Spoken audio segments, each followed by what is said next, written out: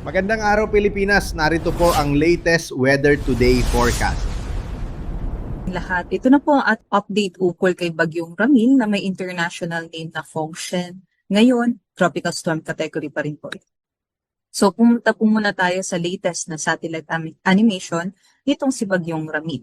So ngayon nga po ay napanatili nito ang kanyang lakas kaya tropical storm category pa rin ito. May taglay pa rin na hangin na aabot sa 65 kilometers per hour at pagbugso na aabot sa 90 kilometers per hour. At ngayon nasa may coastal waters na po ito ng Mauban, Quezon. Kung mapapansin nga po natin, malawak nga po yung mga kaulapan nitong si Bagyong Ramil at makakapal po yung mga ulap na nandito po sa may Mimaropa region, kabilang na din ang Calabarzon at mapapansin din natin makakapal din po yung mga kaulapan dito sa may northern at sa may central zone. Sa ngayon, kumikilos po ito pa west-northwestward sa bilis na 25 kilometers per hour. So may kabilisan na po yung pagkilos nitong si Bagyong Ramil.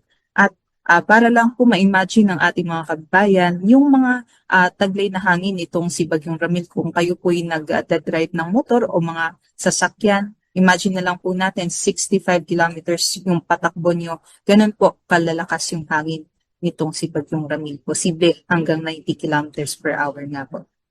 Ito naman po yung ating forecast track in intensity kung saan ngayon nakikita natin mag-west-northwestward pa rin po yung movement nitong si Bagyong Ramil at posible nga po na maglandfall po ito dito sa may Quezon province ngayong umaga at patuloy nga pong babaybayin na ang southern or central Luzon area at habang binabaybay nga po ito sa susunod na 12 hours mapapansin din po natin, posible nga po na mas humina naman yung kanyang mga taglay na hangin dahil nga sa terrain nitong central and southern Luzon. At pinag-ingat nga natin ang ating mga kababayan na nandito dahil posible na nga po na malapit sa sentro ang Metro Manila ngayong umaga or mamayang hapon. So, kagaya nga ng sabi ko kanina, ay kakapal po yung mga kaulapan nitong si Bagyong Ramil kaya posible nga po dito sa ating mga kababayan na nasa may urbanized at low-lying areas, mataas na yung chance ng mga flash floods at mga landslides at magkakaroon nga po tayo ng mga malalakas na mga pag-ulan sa susunod na mga oras. So, in 12 hours, babaybayin niya ang Southern Central Luzon. Posible mamayang hapon, mag-emerge po ito either po sa may Zambales o sa may Pangasinan area. Hindi pa rin natin inaalis yung tsansa ng southward or northward shift ng kanyang kanyang track.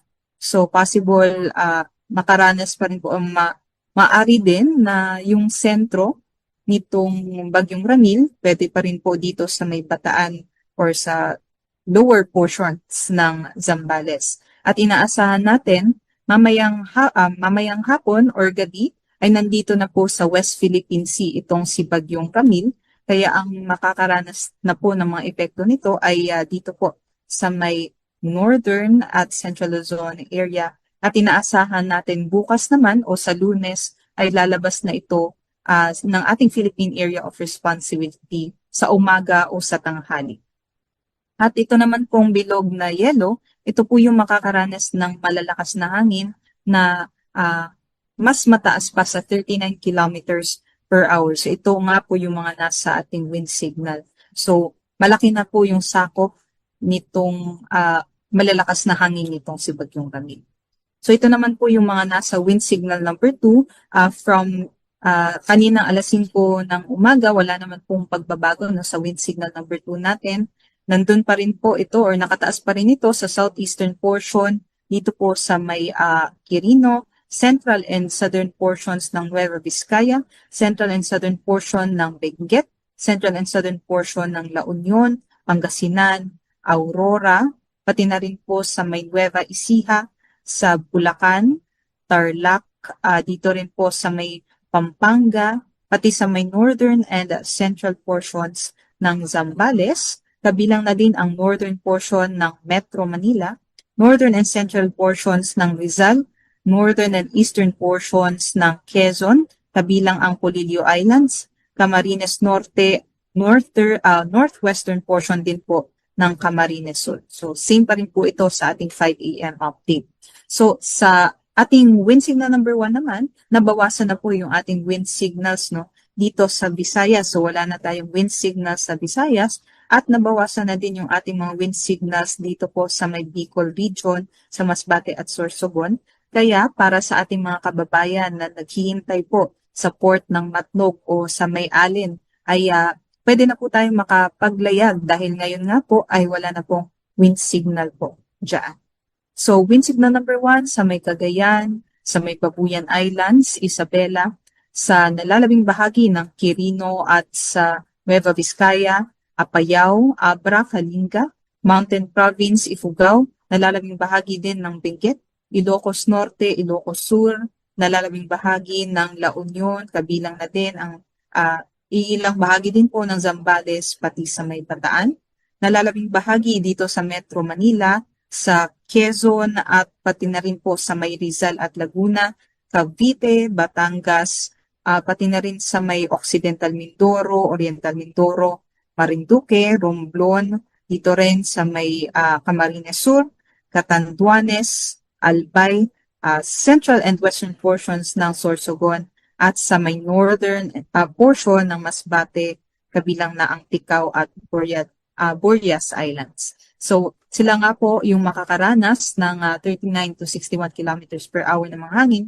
At yung mga nasa wind signal number 2 naman po yung malapit sa sentro ng bagyo hanggang 88 kilometers per hour naman po yung kanilang aasahan. Kaya sana po yung nakapaghanda yung ating mga kababayan sa malalakas na hangin itong si Bagyong Ramil.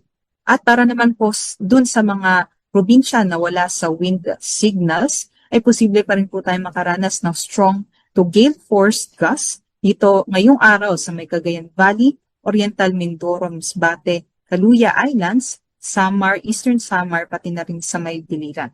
At bukas naman, inaasahan nga po natin na makakalabas na ito ng ating PAR, ngunit meron pa rin pong possible na mga gustiness dito sa Central Luzon, Metro Manila, Calabarzon, Marinduque, Camarines Norte, Camarines Sur at Catanduanes. At para sa ating forecast na rainfall sa susunod na 24 oras, so yung mga pinakamalalakas o pinakamatitinding ulan po ay mararanasan natin dito po sa mga probinsya o lalawigan na nasa may orange na color, no. So dito nga po malapit sa may Aurora, Quirino, Nueva Vizcaya, pati na rin sa may Quezon, sa Cavite and Batangas, or dito sa may Batangas, Marinduque, Romblon, maging po dito sa may Capiz at Aklan at Antique, maging dito po sa may Mindoro provinces. At yung mga nasa yellow naman, makakaranas din po tayo ng mga malalakas din po ng mga pag-ulan, 50 to 100 millimeters. So mag-ingat po yung ating mga kababayan at mag-isip na din po tayo kung kailangan po tayong lumikas sa mas matataas na mga lugar dahil po dito or before lumapit itong si Bagyong Ramil sa ating mga probinsya.